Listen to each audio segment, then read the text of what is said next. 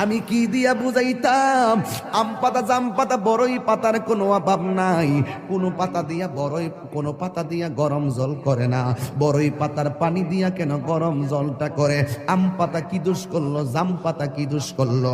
বড়ই পাতা দিয়া কেন গরম জল করা হয়? এই কথা দিয়ে কোনো মৌলবি কয় না।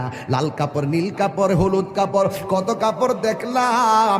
কবরের কাপড়টা কেন ভাইজান সাদা? এই সাদা দিয়া কেন দাফন করা হয়? এই কথা দিয়ে পৃথিবীর কোনো মৌলবি কয় না রে। এ আমার যুবক,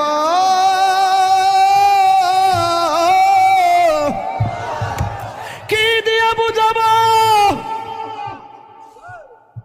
কবরটা কেমন ডেঞ্জারাস? কি দিয়া বুঝাবো মরণটা কত কঠিন?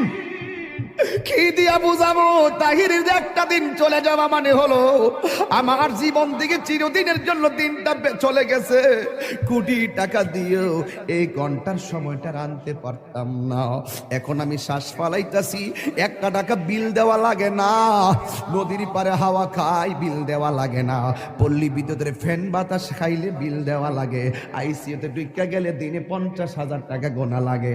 আমার আল্লাহ যে কত নিয়ামতের বাতাস আমরা ঢুকাইতেছে, বাইরে কইরাইতেছে, একটা টাকা বিল নেই না।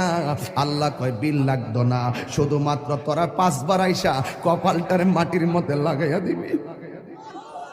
সুবহান রাব্বিয়াল আলা বলবি। দুনিয়ার মালিকের ডিউটি 20 দিন না করলে 20 দিনের বেতন কাটা।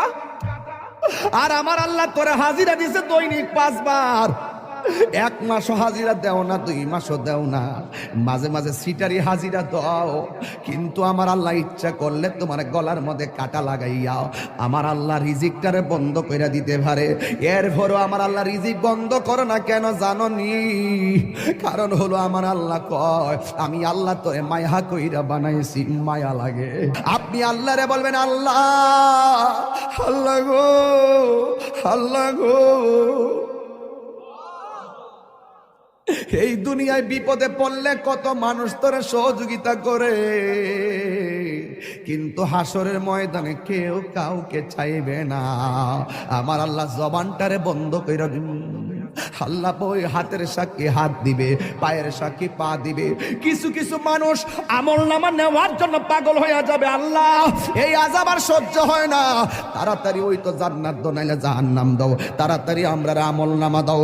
আল্লাহ বলবে ও ফেরেশতা, এ যখন তাড়াতাড়ি করে তার হাতটারে পেটের ভিতরে ঢুকাই দে। এবার বাম হাতটারে পেটের ভিতরে ঢুকাইয়া এই হাতটারে পিছন দিক দিয়ে বাইর করবে। ওই বান্দা বলবে আল্লাহ